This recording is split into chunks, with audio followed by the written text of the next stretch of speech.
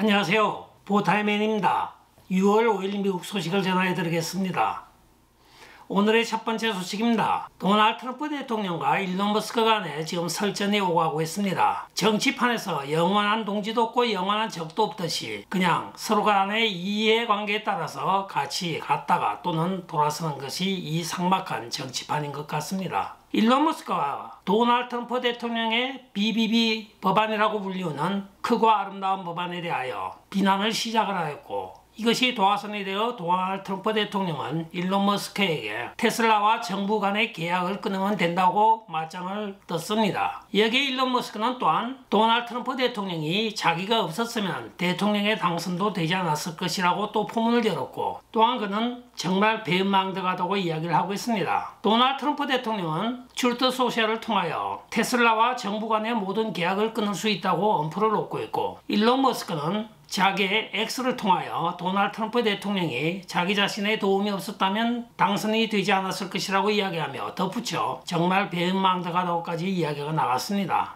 여기에 스티브 배넌 같은 담론가들은 일론 머스크가 일종의 불법 체류자이기 때문에 추방을 해야 된다고까지 도널드 트럼프 대통령 지원 사격에 나서고 있자, 일론 머스크는 도널드 트럼프 대통령이 앱스타인과 같은 자료에 소속이 되어 있다고 하며 앱스타인과 도널드 트럼프 대통령이 젊었을 때 같이 서 있는 사진까지 게재를 하고 있는 상황입니다. 이런 개싸움이 일어난 원인은 다른 것이 아닙니다. 바로 BBB 법안에 전기차 보조금 7,500불까지 지급하던 것을 삭제가 되어 있기 때문입니다. 도널드 트럼프 대통령은 트루트 소셜을 통하여 이 법안이 게재되기 전에 일론이 알고 있었고 거기에 대하여 아무런 말이 없었다고 이야기를 하고 있고, 여기에 일론은 또한 X에 그 사실은 나에게 말해준 적도 없고 법안을 보여준 적도 없습니다. 그리고 야밤에 날치기 통과를 하여 제가 읽어볼 시간도 없었다고 이야기를 하고 있습니다. 누구의 말이 진실인지를 떠나서 서로가 서로를 비난하는 사태까지 번지고 있는데 결국은 돈이 문제인 것 같습니다.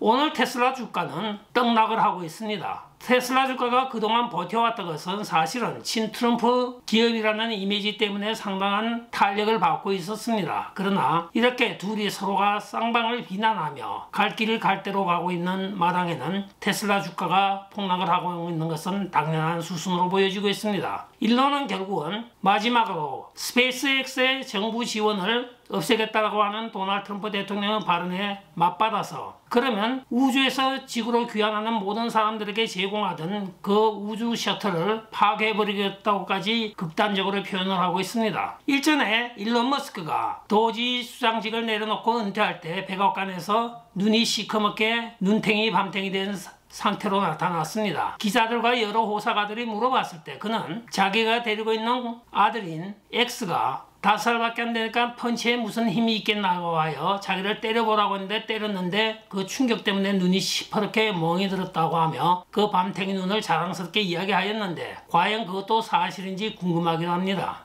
이에 따라 오늘 테슬라 주가는 시총 1,800억 달러가 사라지고 있습니다. 이들이 이렇게까지 자기들 매체를 통하여, 한 사람은 자기의 트루트 소셜을 통하여 이야기를 하고 그게 답변을 하는 것이 아니고 일론 머스크는 X에서 대답을 하고 무언가 좀 석연치 않은 점이 있습니다. 짜고 치는 행위가 아닐까 하는 합리적인 의심도 해봅니다.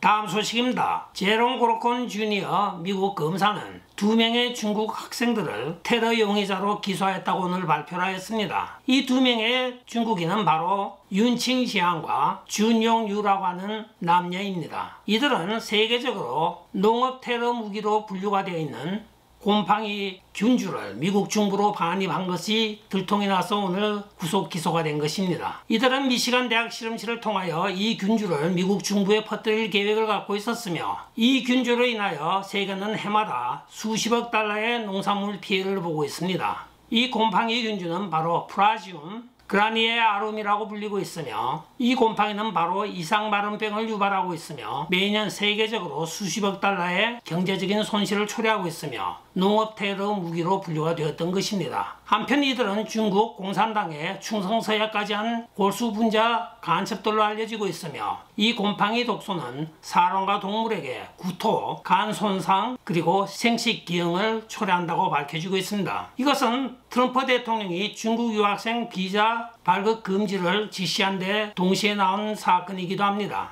즉 도널드 트럼프 대통령의 중국 학생 비자 발급 금지를 무게를 실어주는 사건이기도 합니다.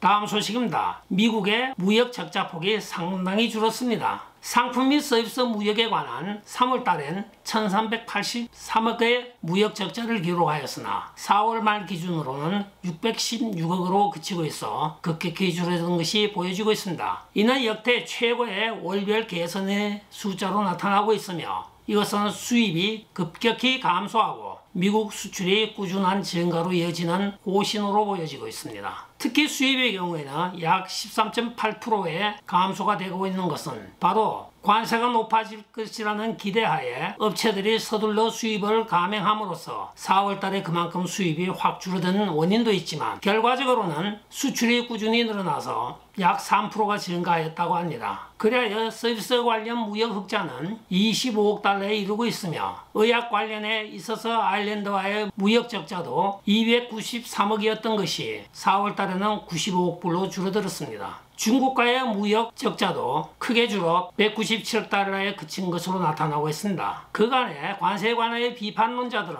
관세가 세계 무역을 교란시킬 것이라고 경고를 하였으나 최근의 데이터에 따르면 미국 경제가 관세 상승에 빠르게 적응하고 있는 것을 나타내고 있습니다. 즉 수출 증대와 수익 감소를 하여 성장을 위한 회복력이 있는 기반을 구축하고 있는 것으로 보여지고 있다고 전문가들은 평하고 있습니다. 도널드 트럼프 대통령의 관세 행정이 결국은 맞았다는 소리입니다.